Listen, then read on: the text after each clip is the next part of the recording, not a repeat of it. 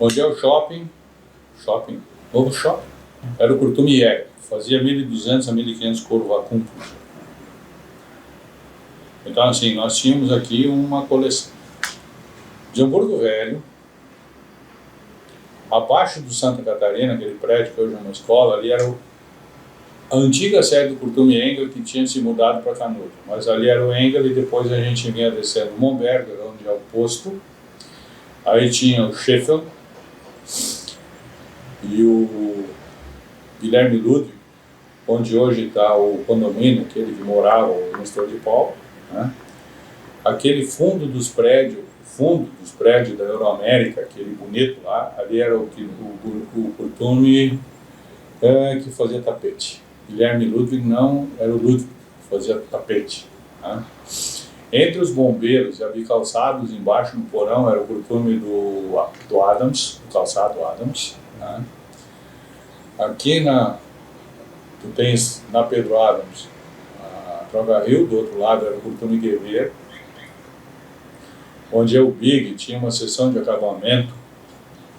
Talvez foi a primeira sessão de acabamento, ele só pintava chapa de recouro, né, chapa de aglomerado, que era o Raul Klein, era jogador de futebol, né?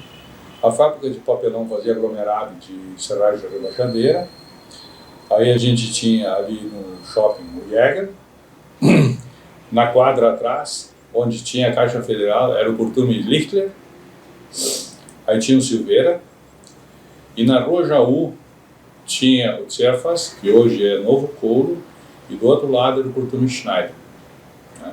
Então, assim, isso, desses aqui, só sobrou um, que é o Pousada, na esquina de quem desce ali pelo necrotério da Krause, embaixo tem um Curtume, que é o Pousada. Esse é o único que ficou em pé, e ele hoje tem também o domínio desse Curtume Novo Couro, que era o antigo Tserfas. Isso tudo fechou porque os custos de implantação de uma estação de tratamento e o não conhecimento de como fazer isso fez os caras desistir. O Schaefer era meu amigo, o filho dele foi comigo na escola e tal, então me dava bem com o velho e tudo. Ele chegou à conclusão que não valia a pena.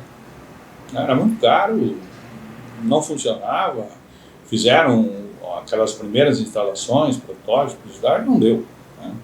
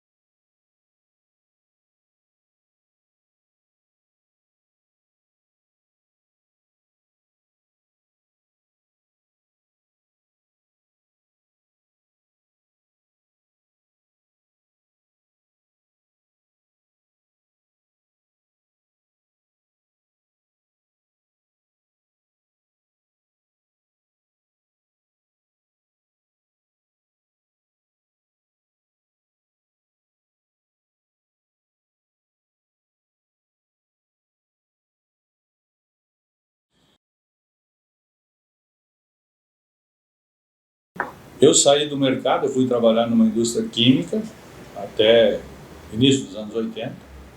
Quando eu entrei para então Irmãos Maniquim, eu fui sócio deles, pela minha capacidade de visão de cor.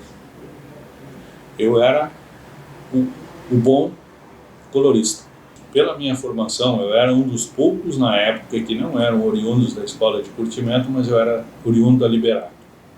Porque a indústria que contratou, no primeiro momento, me contratou para o laboratório, né? Então eles queriam um laboratorista para fazer cores. E eu tive lá a capacidade de ver cor, de fazer cor, e eu fui um cara que se sobressaiu, né? E o mercado foi lá e acabou captando o cara. E por essa razão também, sempre que houve algum movimento dentro de tratamento ambiental, esse negócio, pela afeição e pela formação liberada, acabou no meu colo, né? Então, na minha empresa, eu também fui o cara que trabalhou arduamente em cima de tratamento de efluentes, que foi o começo da coisa. A feitoria do vinho cânhamo, que fugiam e se refugiavam num lugar em Loma Grande chamado Quilombo, né? E os alemães que chegaram se radicaram, começaram a ocupar essas casinhas, e o alemão ele era soldado, né? Então ele fazia, e um soldado na época fazia o seu arreio, ele tinha que curtir o couro, fazer o seu arreio, ele tinha que fazer a sua comida de guerra, ele tinha que fazer o seu armamento. Então ele era um artesão quase completo. Né? E como ele trabalhava para fazer tudo isso, ele não podia usar os babados da roupa que os portugueses usavam. Por isso, o alemão grosso. Aí vem o nome, ou a gozação do alemão grosso, porque ele se vestia grosseiramente, ele não usava frufrus.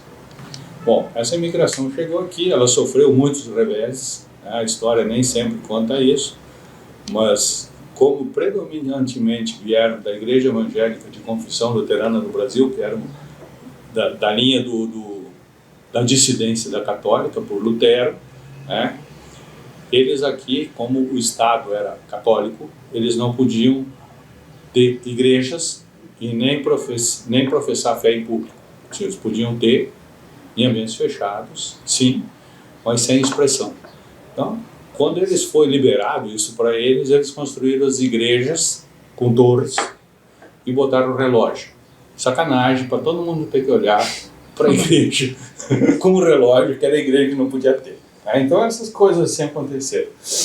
Mas se tu for na história, logo depois da imigração, aquela rua do lado de lá, que vai de São Leopoldo para Loma Grande, era conhecida como a picada dos curtumes.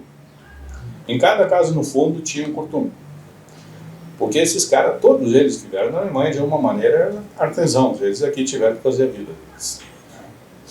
Então todo o nosso artesanato, toda a nossa habilidade manual, tudo que aqui se criou, veio junto com esses imigrantes. Então, a possibilidade de curtir couro, de fazer sapato, de ter confecções, né, de ter alfaiates, isso tudo veio no bojo da imigração alemã para cá. Os alemães que aqui chegaram, além disso, eles não podiam ter escravos, né? Um germânico aqui não podia ter escravos, se burlou um pouco, algumas famílias mais abastadas já tinham depois seus próprios escravos, era proibido, mas tinha. E dessa raiz cultural saíram as nossas indústrias, né? Nós tivemos uma indústria não só de couro e sapato, mas nós tivemos uma indústria bastante diversificada aqui, né? Se vocês pensarem, no Hamburgo tinha a única fábrica de órgãos da América Latina, o Arbon, em Hamburgo Velho. Nós tivemos Passos Planck, que foi uma aciaria muito importante na sua época. Né? Por quê? Porque tinha um alemão chamado Planck e fez uma aciaria. Né? Então, a turma aqui resolveu fazer uma geração de energia na cascata, cidade de Dois Irmãos. Porque todo mundo tinha essa visão, todo mundo tinha essa ótica de progresso, crescer e progredir, de fazer. Né? Isso gerou uma série de empresas de couro, que algumas foram maiores, outras foram menores. Toda aquela lista que eu te dei, todos os curtumes, é que eu ia estudar em Hamburgo Velho. Né? fim da aula a gente voltava a pé, passava um por um, todo mundo, sabia todo mundo, eu ia conhecendo isso. Essa relação, ela foi muito bem, né? E também houve um outro problema migratório para a região, quando as charqueadas começaram a ser extinguidas no Rio Grande do Sul. Todo Pelotas do Rio Grande, as charqueadas eram baseadas em mão de obra negra. E esses escravos ficaram escravos, semi-libertos e tal. Eles já eram, na época já tinha sido abolida a escravatura, mas esses caras perderam os empregos, né? E eles, como tinham a origem no campo, na lida de campo, no abate, na esfola, no trabalho com carne, né? Eles acabaram vindo para o setor de couro. Por quê? Porque eram habituados ao trabalho com o peso de um boi, com o peso de uma pele, com o peso de uma paleta. Eles tinham esse cacuete. Isso trouxe uma migração de funcionários negros para o Vale dos Sinos atrás de emprego. Hoje dizem, tinha escravo. Não era escravo. Os caras vieram porque eles perderam o emprego num lado e vieram para o outro. Então, e mesmo assim, se torna para o Novo Hamburgo, comparado com a região de Pelotas e Rio Grande, a nossa proporção de cor negra é pouca, né? Porque também não tinha muito para mim, essa é a verdade, né? Esses curtumes, eles andaram, as coisas eram extremamente complicadas, porque nós sempre fomos o último estado do Brasil, né?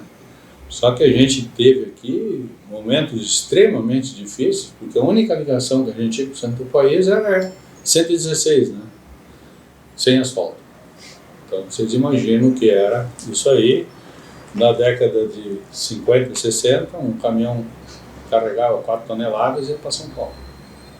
Então, a distância, o custo disso tudo era um problema.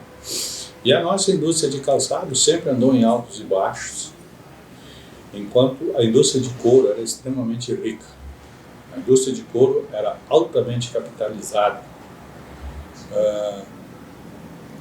Consequentemente, os curtumes fecharam.